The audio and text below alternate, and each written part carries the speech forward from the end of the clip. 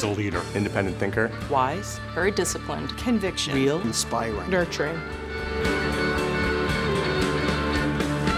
I met Ed 25 years ago. 36 years ago. 1986. In April of 1997, when I joined Klein Davis & Mann, CDM. In the early days, Ed was a writer, and I was an account person coming from the consumer end. He was the creative director at CDM at the time. I had known Ed because he was this name and force that everyone at the American Heart Association talked about. I met Ed at all places at a procurement conference. I learned about his passion and his compassion for his people. Quickly after my arrival, he ascended to the presidency of CDM. When he came home, he was just our dad. He's just epic. You know, where he took CDM to CDM Group and then Omnicom Health, what was achieved under his leadership. So many industry firsts. Ed had this great way of taking the complex and simplifying it, and it was just a beautiful story.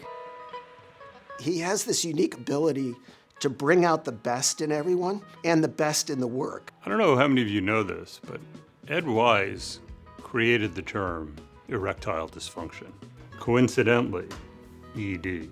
Ed was one of the primary forces behind the launch of Viagra. I remember early on going down to Washington to meet Senator Bob Dole at the time, that Ed had written this amazing script announcing that you have to the world erectile dysfunction. How difficult was that? But Ed found a way to use words to destigmatize it, to make Bob Dole very, very comfortable. The tagline, of course, I just will always remember it because I think it's a piece of Ed, which is, you know, it may take a little courage, but everything worthwhile does. Ed Wise demands excellence. He holds himself to that standard. Ed nurtures talent by not accepting mediocrity. Something that my dad taught me was that you can do whatever you want, but be the best at it. There's kind of a dichotomy about him. On the one hand, he's very demanding.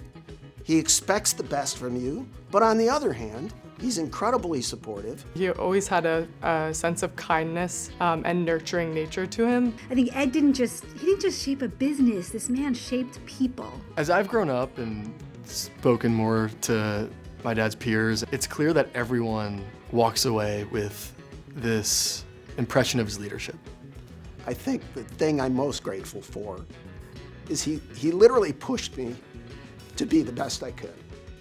Ed is a serious guy, but I've had so much fun with Ed over the years. I also love that Ed always gave us time to be together. We used to host CDM ski trips every year. What happened at the CDM ski trips stayed at the CDM ski trips. However, I'm going to break a rule. Ed would always be found doing something funny, juggling all the kitchen appliances, getting everyone riled up and hysterically laughing. I think that's another part of his leadership magic. One of the, I think, most impressive things that my dad was able to do when we were growing up was be present with the family. I think he and my mom are both big on just being self-driven.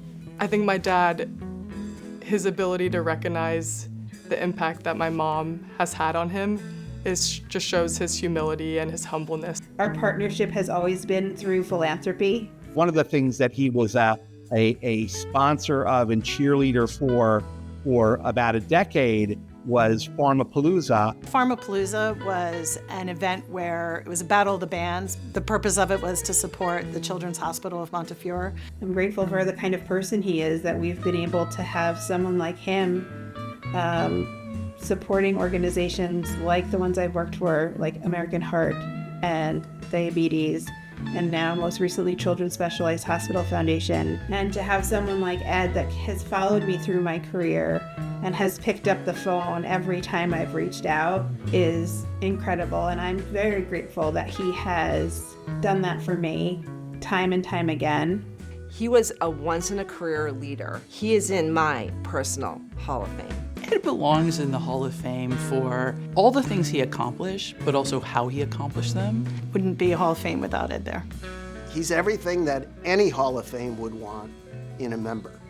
The Hall of Fame would not be complete if Ed wasn't in it. I can't imagine a Hall of Fame without Ed Wise. I am very happy to share him with the Medical Advertising Hall of Fame.